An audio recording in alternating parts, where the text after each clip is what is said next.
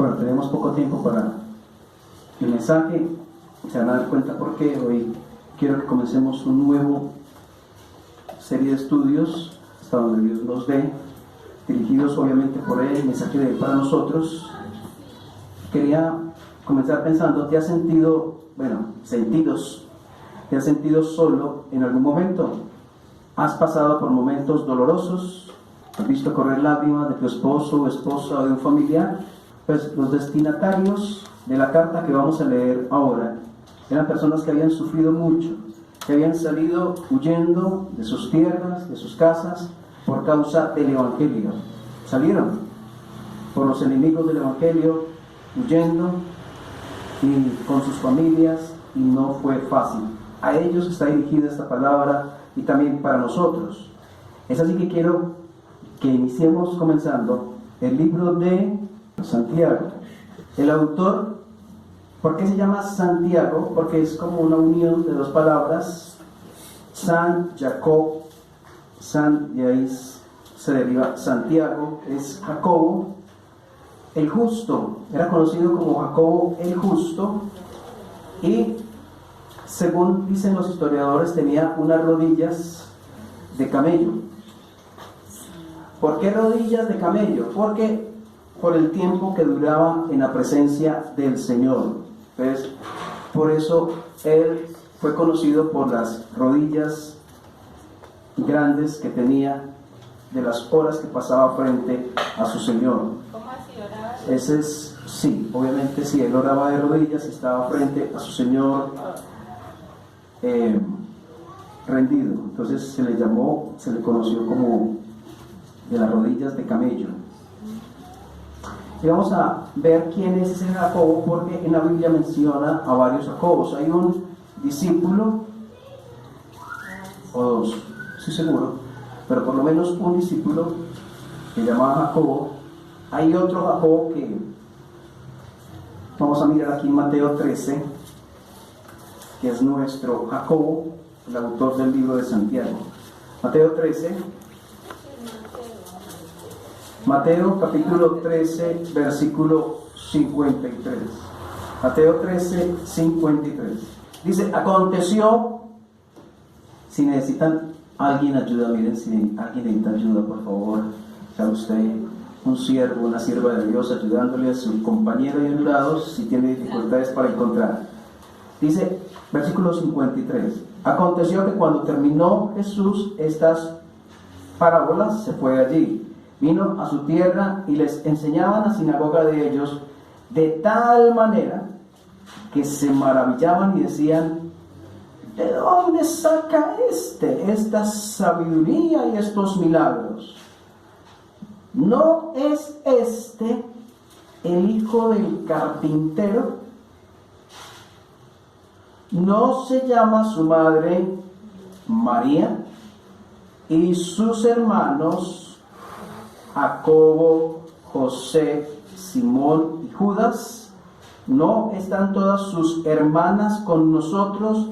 ¿De dónde pues saca todas estas cosas? Entonces, uno de los hermanos, medio hermanos del Señor, se llamó Jacobo y es el autor de la carta de Santiago.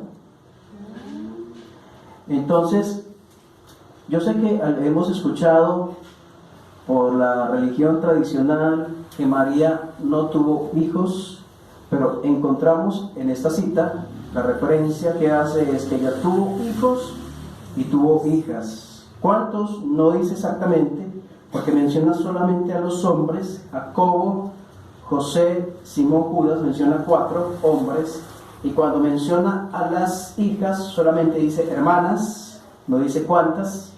Entonces no sabemos exactamente cuántos fueron los que integraron la familia, pero obviamente el Señor estaba allí entre ellos.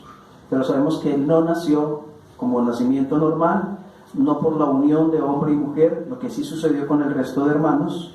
Entonces por eso les llamo medio hermanos, porque en María era a través de María que compartían en la sangre. Entonces vamos a Juan capítulo 7, después versículo 1. Después de esto, andaba Jesús en Galilea.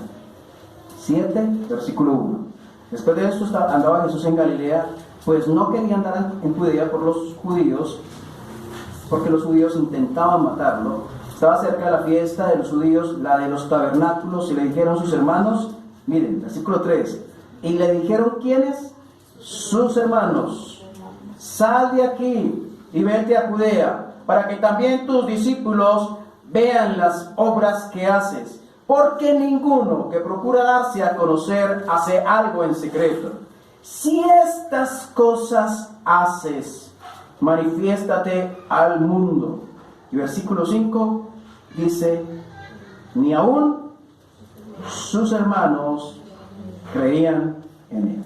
Muy bien, hay un argumento que dice que los hermanos, a que menciona aquí la escritura, porque el Señor mismo lo dice en otro pasaje, cuando le dicen, tu madre y tus hermanos están buscándote y quieren hablar contigo. Entonces él dice, mi madre y mis hermanos son los que hacen la voluntad de Dios y la cumplen.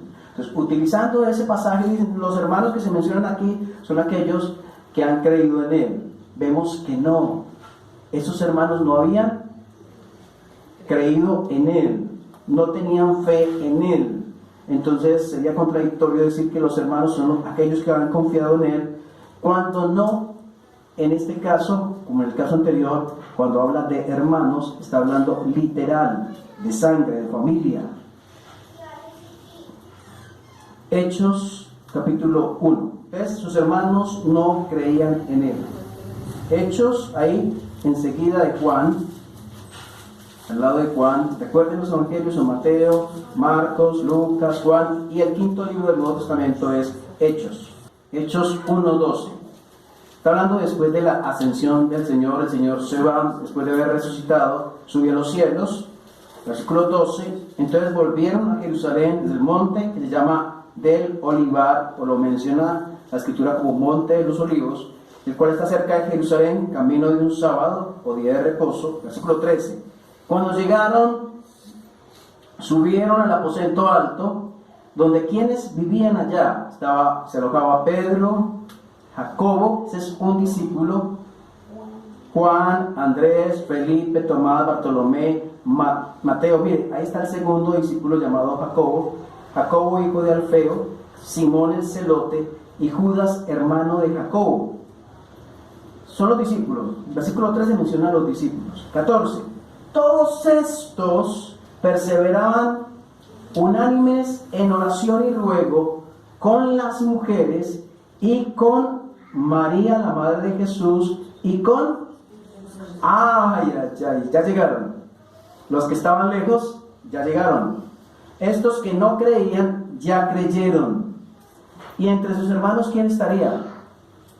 Pues Jacobito, ¿cierto? Jacobito estaba ahí entre sus hermanos, orando al Señor junto con María. Entonces ahí tenemos a Santiago, allí, entre los hermanos del Señor, que ya habían creído en Él, ya habían vuelto su corazón hacia Cristo, reconociendo que era el Mesías, el enviado de Dios. Entonces lo tenemos allí en Hechos. En Corintios, primera carta de Pablo a los Corintios. Entonces recuerden, estamos en Hechos, después de Hechos sigue Romanos, y después de Romanos tenemos allí a primera de Corintios, capítulo 15, versículo 6. Está hablando de a quién apareció el Señor Jesús después de su muerte y su resurrección, quienes son testigos de que Él resucitó. Entonces, versículo 6, después apareció, mire la cantidad de testigos de su resurrección. Después apareció a más de 500 hermanos a la vez. Aquí sí está hablando de hermanos en cuanto a la fe, de creyentes, aquí sí. Después apareció a más, imagínense una persona con 500 hijos, o sea, no lo piensen. Después apareció a más de 500 hermanos a la vez, de los cuales muchos viven aún y otros ya han muerto. 7. Después apareció a Elohim. Ahí está Santiago. Después apareció a Jacobo y después a todos los apóstoles. Y por último, como un abortivo, se me apareció Amén. Entonces ahí fue donde el impacto sobre la vida de Jacobo fue revolucionario, ya llegó a creer en el Señor como su Cristo. Gálatas, Corintios, entonces sigue 2 de Corintios y Gálatas, ahí llega Gálatas, no tiene que ir muy lejos. Gálatas 1, versículo 18. Está dando el testimonio Pablo, que antes se llamaba Saulo de Tarso, de cómo llegó a los pies del Salvador y cómo fueron los primeros años de su vida cristiana. Entonces dice el versículo 18: después, pasado 3 años, subí a Jerusalén para ver a Pedro y permanecí con él 15 días, pero no vi a ningún otro de los apóstoles sino a Jacobo, y mire cómo le llama, el hermano del Señor. ¿Lo ven? Él llegó a creer, Jacobo, el hermano del Señor. Entonces él es el autor. Los estudiosos coinciden en su gran mayoría en que este Jacobo es el autor del libro de Santiago. ¿Por qué fue enviado? ¿En qué momento fue escrita la carta de Santiago? Para leerlo y tener un poco la idea, volvamos a Hechos, esto está casi atrás, unos cuantos libros. Hechos 7. Algunos piensan que fue en este momento, otros piensan que fue en la persecución que se originó en Hechos capítulo 12, cuando Herodes apresa a Pedro apresó a Pedro, pero antes apresó a Jacobo, uno de los discípulos, y le dio muerte. Entonces, que en razón de eso se sucedió una persecución, Hechos 12. Pero leyendo y considerando, creo que se acerca más Hechos 7, 59, al momento en que se originó la carta. ¿Cómo se originó? ¿Por qué se originó? ¿Para quiénes se originó la carta de Santiago? Hechos 7, 59. Entonces está hablando de la muerte de Esteban. Los últimos versículos, o casi todo el capítulo 7, está hablando de Esteban, de la muerte de él. Versículo 59. Mientras lo apedreaban, Esteban oraba y decía: Señor Jesús, recibe mi espíritu. Puesto de rodillas, clamó a gran voz: Señor, no les tomes en cuenta este pecado. Y habiendo dicho esto, durmió. Durmió porque dejó de existir físicamente, pero se fue a la presencia del Señor, y como ha creído, un día Él volverá a la vida. Entonces durmió solo por un tiempo, hasta que el Señor venga por su pueblo. Y Saulo, 8:1, y Saulo consentía en su muerte. Y en aquel día hubo una gran persecución contra la iglesia que estaba en Jerusalén, y todos, salvo los apóstoles, fueron esparcidos por las tierras de Judea y de Samaria. Entonces, a ellos es dirigida la carta. ¿A quiénes? A esas personas que perdieron todo, que tenían que salir corriendo de casa con sus familias, sus hijos. ¿Por qué salieron corriendo? ¿Cuál delito cometieron? Porque habían creído en Cristo. Y la gente, la sociedad rechazaba eso y lo tenían como mentira, casi como si estuvieran cometiendo un crimen, creer en Cristo como Salvador. Ahí surge Santiago. Ahora vamos a leer Santiago, capítulo 1. Ya entonces se da cuenta dónde queda Santiago. Queda unos libros posteriores a donde estábamos, casi muy cerca a Apocalipsis, unos cuantos libros cerca de Apocalipsis. Santiago 1, versículo 1, dice: Santiago, mire cómo se identifica él: yo soy el hermano del Señor, o sea, estoy en alto nivel. No, eso que no. ¿Qué dice? Siervo de Dios. ¿Y de quién más es siervo? Escuchen, ¿qué ven ahí ustedes? Orgullo, soberbia. ¿Qué ven? Humildad. Ven un corazón noble, un corazón sensible, un corazón que lo dice: saben, yo tengo mi nivel es más alto que el de ustedes. Yo sí me veo. Yo conocí a Jesús desde que comenzó a decir papá y mamá. O sea, usted me tiene que tender el tapete y cuidado, la tacita donde me da el café, ni nadie más la utilice. Yo he visto pastores, de verdad, tratan a pastores de esa manera. La taza donde el pastor toma café o chocolate, esa es la taza del pastor. Es más, yo he pensado que también aquí se haga para mí. Bueno. De plástico, hermano. De plástico. Entonces, dice Santiago 1, dice, Santiago, ¿qué? Siervo. Miren, siervo. Y si este hombre se llamó siervo de Jesucristo, ¿qué somos nosotros? ¿Quiénes somos nosotros con toda la capacidad que tengamos, con todos los títulos, con los... ¿Yo cuánto llevo de cristiano? Con los 35 años de cristiano que lleve, con lo que sea, no importa, nada es, somos siervos. Y lo que el Señor dijo, cuando ustedes hagan algo, decir, siervos inútiles somos, porque lo que debíamos hacer, hicimos. Entonces Santiago 1 dice, el tiempo no alcanza, ¿verdad? Sí, va volando.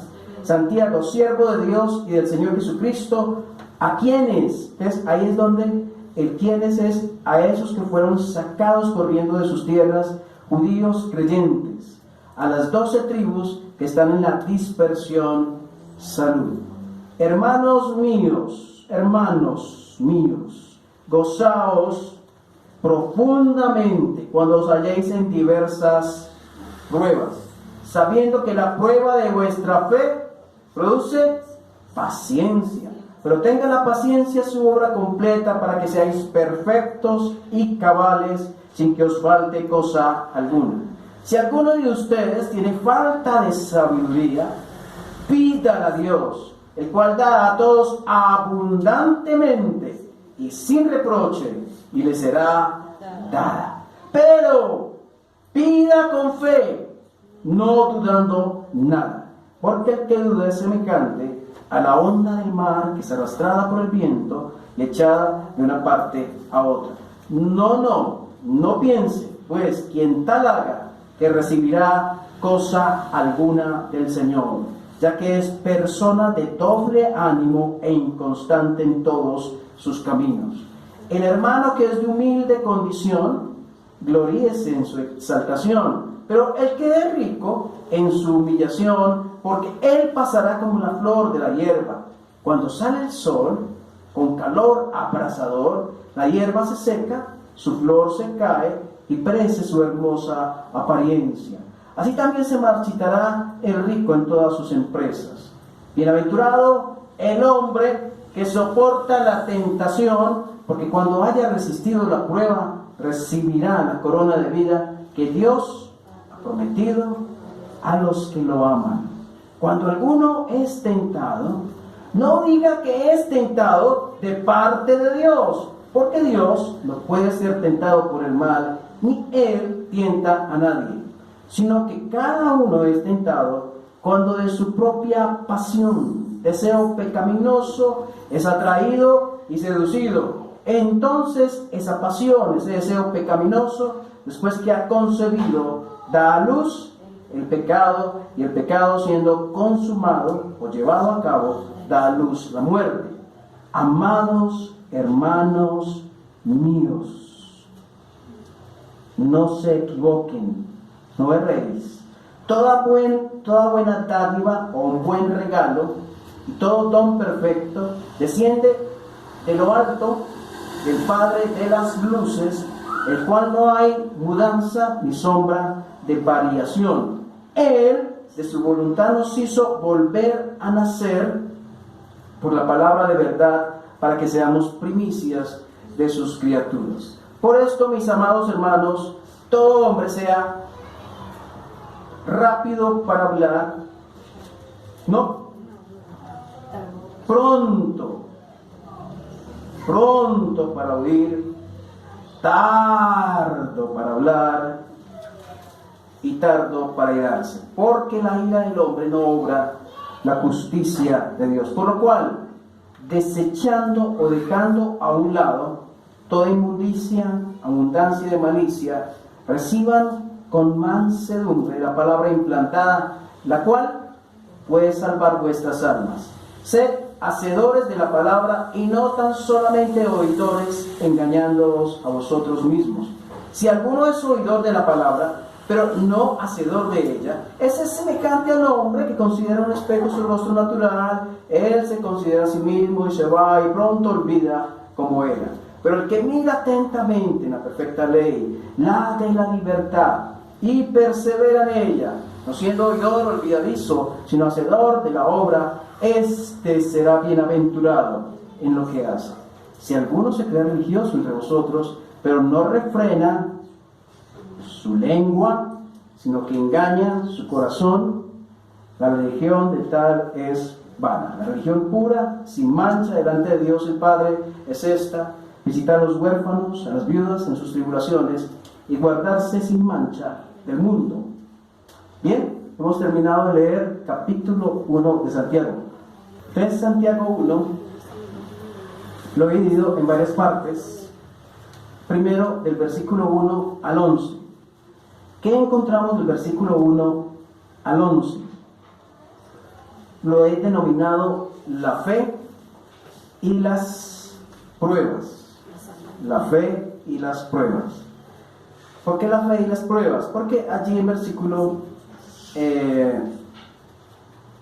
2 dice: hermanos míos, gozaos que profundamente cuando os halléis en diversas pruebas. ¿Qué son pruebas? ¿De qué está diciendo ahí? Está hablando que una prueba es una circunstancia difícil. Es una circunstancia, y está diciendo, en medio de la circunstancia difícil, gozaos. ¿Qué es eso? ¿Cómo que gozaos? Si yo estoy en algo que es difícil, me voy a contentar porque estoy pasando por algo. O sea, piense, ¿usted qué está diciendo? Entonces, es ahí cuando necesitamos entender los términos. Ese gozamos no es el estar alegre, como cuando usted ve un partido de no sé qué le gustará, de fútbol, de tenis, lo que le guste, y gana el equipo o la persona de su preferencia, y dice: ¡wow! ¡Gallas! Es un tipazo. Entonces, no es esa casa de alegría. Ese gozamos es reconocer que en medio de la dificultad por la cual yo estoy pasando, es reconocer que a través de la dificultad por la cual yo estoy pasando, ¿quién está conmigo? ¿Quién? Está Dios conmigo. ¿Me va a dejar solo? Él sabe lo que pasa, sabe lo que sucede, Él puede con el problema que yo tengo, Él está a mi favor, ¿sí o no? Está a mi favor y va a hacer algo. Entonces, me gozo tiene su origen en lo espiritual, ¿entienden? Por decir algo, y lo mencionaba creo que el jueves, Elkin hace poco recibió un título universitario por la gracia de Dios, y él puede decir: Dios, gracias porque recibí ese título universitario, porque tú me ayudaste, porque hubo dificultades pero tú estuviste ahí, porque en medio de todo. Entonces ese es gozarse. Pero cuando usted tiene, digamos, problemas con su esposo, con un familiar, o digamos la enfermedad de alguien, usted: Dios mío, ¿qué voy a hacer? Pero usted comienza a pensar: Dios dijo, estaré contigo siempre. Dios dijo, he aquí, estoy con vosotros todos los días hasta el fin. Comienza a pensar: bueno, Dios es perfecto, Él no se va a equivocar. Comienza a inundarlo a usted como esa tranquilidad, como esa paz. A eso se refiere el gozo. Entonces, capítulo 1 dice: gozaos profundamente. Tiene que contar como con su voluntad. No sucede como accidentalmente, no. Tiene que contar con que usted conscientemente, en medio de su dificultad, levanta su mirada y dice: Dios, tú estás conmigo y no estoy solo. ¿Entienden? ¿Estamos entendiendo qué es gozo? Entonces, no solamente debemos entenderlo, sino que cuando tengamos una dificultad, debemos vivirlo. Y es espiritual, no es algo que se produce por esfuerzo mío, es algo que Dios produce por su Espíritu en mí. Entonces por eso dice, gozaos profundamente cuando os halléis en diversas pruebas.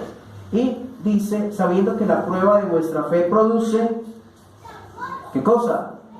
Paciencia. Esa paciencia es persistencia, es perseverancia. Dios quiere que nuestras vidas cristianas, bueno, si yo te dijera, dibuja tu vida cristiana en una gráfica y te doy un tablero. Entonces quiero preguntarte, no me lo digas ahorita, me lo puedes decir después. Si dibujarías algo así,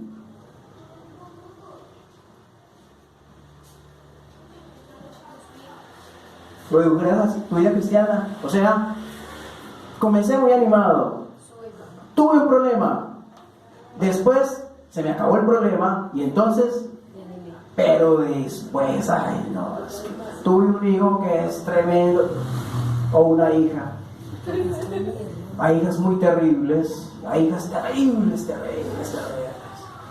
Entonces, baja. Entonces, la vida cristiana es esa, debe ser así. ¿Cómo debería ser la gráfica de tu vida cristiana? Otra gráfica de la vida cristiana. Miren, esa línea, ¿la están viendo? Bueno, no la están viendo. Así. ¿Debería ser así? No. ¿Cómo debería ser así? Debería ser partes acá y tiempo después estás. Así debería ser. Exactamente. No te pierdas ninguna de las próximas reuniones. Debe ser en crecimiento. Si tú miras hacia atrás y tú ves tu vida cristiana como una línea que no tiene subidas ni bajadas, no estás bien en tu relación con Dios. Pero si tú ves tu vida cristiana así, hoy estuve animado, prediqué, pero al mes, ¿dónde está? No, pues no sé. Pues que tampoco. Todo el barrio predicando, evangelizando a sus amigos, a sus compañeros, y después no los encontramos, entonces estamos viendo a alguien que tiene este tipo de vida cristiana, que Dios no quiere. Mire, y lo dice ahí. ¿Dónde lo dice? En el versículo 6, pero pida con fe, no dudando nada, porque el que duda es semejante a la onda del mar que es arrastrada por el viento y echada de una parte a otra. No piense pues quien tal haga que recibirá cosa alguna del Señor, ya que es persona de doble ánimo e inconstante en todos sus caminos. Dios quiere que seamos perseverantes. ¿Fácil? Pero ¿de quién es la fuerza? ¿De quién es el poder? De Dios. Dios actuando en mí. Entonces quería dividirlo. Ya usted puede en casa, si quiere estudiar con más profundidad, seguramente va a encontrar más de ese tramo del versículo 1 al versículo 11. Allí del versículo 12 al 18 está hablando de la tentación. ¿Qué diferencia hay entre prueba y tentación? La prueba Dios quiere construir con ella, mientras que la tentación, si sucumbo a ella, es desastrosa para mi relación con Dios, en mi crecimiento cristiano. Entonces dice el versículo 12, bienaventurado. Esa palabra, ¿qué significa? O sea, felicísimo. ¿Quién? El hombre que soporta la tentación. Pregunta, resulta que somos novios. Sí, somos novios y entonces estoy en casa. Es más, me di cuenta que voy a quedar solo esta tarde. Y llamo a mi novia. Hola, amor, ¿cómo te parece que esta tarde no va a haber nadie en casa? Sí, yes, listo, te espero. ¿Es eso a lo que Dios dice, bienaventurado el que soporta la tentación? No, porque la Biblia dice, huid de la fornicación. Huir de la fornicación. Pero hay situaciones que pueden ser atractivas para nosotros, de las cuales nosotros no podemos como salirnos. Pero entonces Dios está diciendo, bienaventurado el que soporta. ¿Cuál es el problema con la tentación? ¿Dónde nace el problema? Cuando llega ese pensamiento, cuando llega ese deseo, cuando llega ese querer hacer algo que Dios no quiere, y permanece en tu mente, y le echas agüita, y le echas abonito, y entonces comienza a crecer. Ahí es el problema. Entonces ahí es donde dice, bienaventurado el hombre que soporta la tentación. A tu mente pueden llegar cosas, pero inmediatamente a través del Señor Jesucristo rechazarlas. Otras cosas que te pueden ayudar a no caer en tentación es no ver, por ejemplo, películas XXX, revistas. ¿Ustedes saben de qué revistas hablo? Y el internet, y sabe qué tipo de internet hablo, ¿cierto? Entonces, si estamos cultivando el pecado, caer en la tentación está allí a la vuelta de la esquina. Desde el versículo 12 al 18 lo titulé La fe y la tentación. La fe y la tentación, y habla de un proceso. Primero, la tentación no tiene su origen en Dios. Si alguien es tentado, no diga que es tentado de parte de Dios, porque Dios no quiere que nosotros caigamos en pecado. Entonces, eso debe quedar claro. Versículo 14. Sino que cada uno es tentado cuando de su propia... Las pruebas son externas a mi cuerpo, ¿cierto? Mientras que la tentación surge de la parte interna del hombre, del ser, la parte interna, cuando de su propia pasión es atraído y seducido. Entonces, ese atraído y seducido es como una carnada, es decir, se le puso una carnada y usted cayó. Entonces viene la concupiscencia o la pasión, la atracción, y después llega, versículo 15, después la pasión, que después que ha concebido, da a luz el pecado, y el pecado siendo consumado da a luz la muerte. Lo ven como un proceso, ven como una caer en tentación. No es, yo tuve una tentación hace un segundo y ya caí. No es así. Es un proceso en el cual Dios le da la oportunidad a usted de salirse, pero cuando usted mentalmente se ha anclado a eso, ya es difícil y lo va a arrastrar al pecado. Yo tengo esposa. Si yo comienzo a darme besos con otra mujer, usted piensa que yo puedo decir, bueno, pero es que no he caído en pecado, y yo puedo manejarlo. Yo soy muy inteligente y yo lo manejo, ¿cierto? Así lo manejo muy inteligentemente y no voy a llegar hasta allá. Entonces, todas esas excusas pueden llegar a la mente de uno. Yo lo puedo manejar, yo sé hasta dónde llego, yo manejo mi cuerpo. No es así con la tentación, y menos con la tentación al pecado sexual. ¿De acuerdo? Porque el pecado sexual es como un fuego que si tú dejas que comience por un lado, normalmente lo que pasa con ese fuego es que va a crecer y a devorar y a exterminar, a dañar. La tercera, entonces primero, la fe y las pruebas. Segundo tramo que vimos, la fe y la tentación, y este tercero, versículo 19 al 27, la fe y las obras. Y estamos pensando, yo pienso que estos son los versículos centrales del libro, versículos 19 y el 22. Dice, más que el 19, el 22. Sed hacedores de la palabra y no tan solamente oidores. ¿Es malo escuchar la palabra de Dios? ¿Sí o no? ¿Qué es lo malo?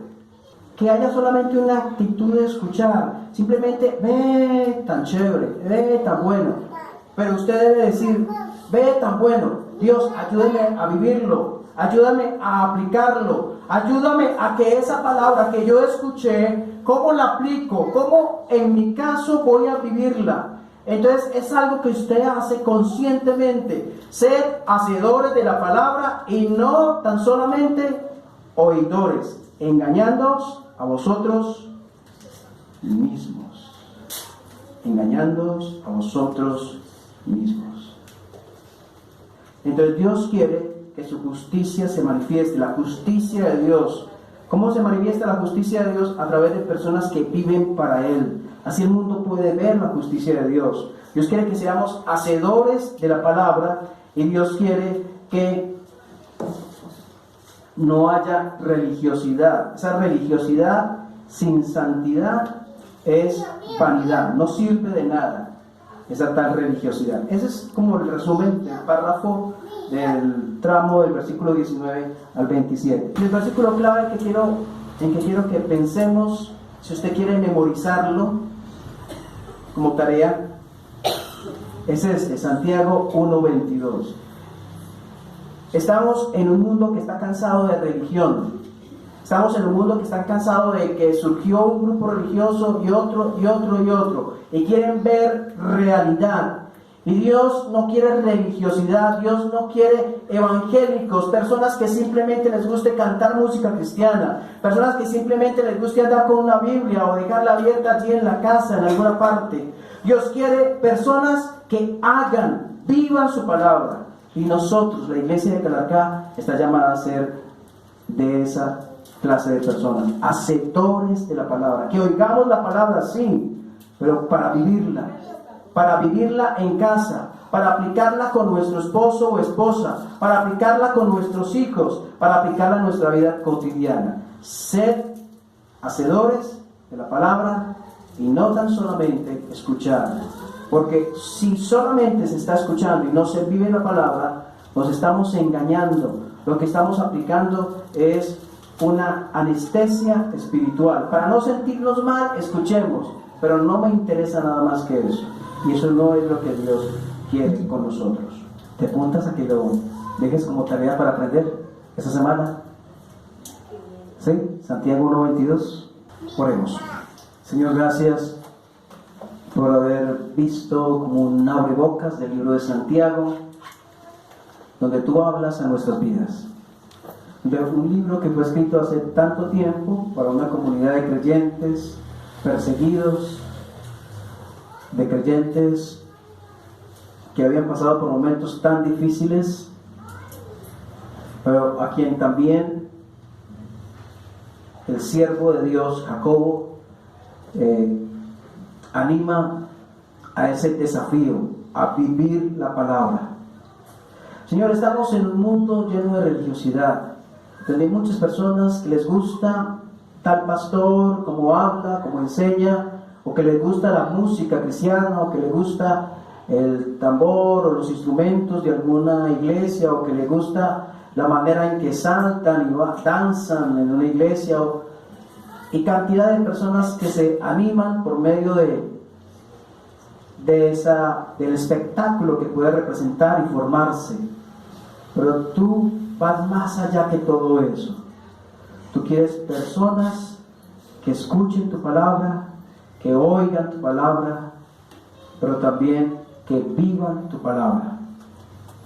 Solo así, Señor, viviremos llenos de frutos, llenos de bendiciones, disfrutando las bendiciones de Dios, disfrutando ese placer de ser cristiano, ese gozo de vivir para Cristo, ese gozo que da rendirnos a sus pies.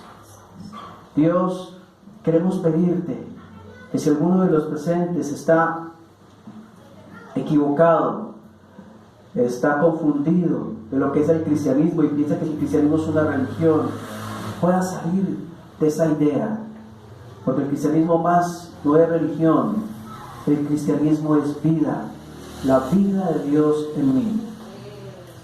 Y quiero pedirte por esos jóvenes que están aquí presentes, porque ellos sean hacedores de la palabra en medio del mundo en el cual viven. Quiero pedirte por los adultos, por los que tienen a cargo jóvenes, niños, por los que tienen relaciones como esposos o esposas, por los que tienen relaciones con hijos, sean pequeños o grandes, porque ellos también sean hacedores de la palabra, y no tan solamente oidores. Dios, ayúdanos a salir de ese contexto de religiosidad para vivir el cristianismo real que nos muestra las Escrituras. Te lo pedimos en el nombre del Señor Jesús. Amén.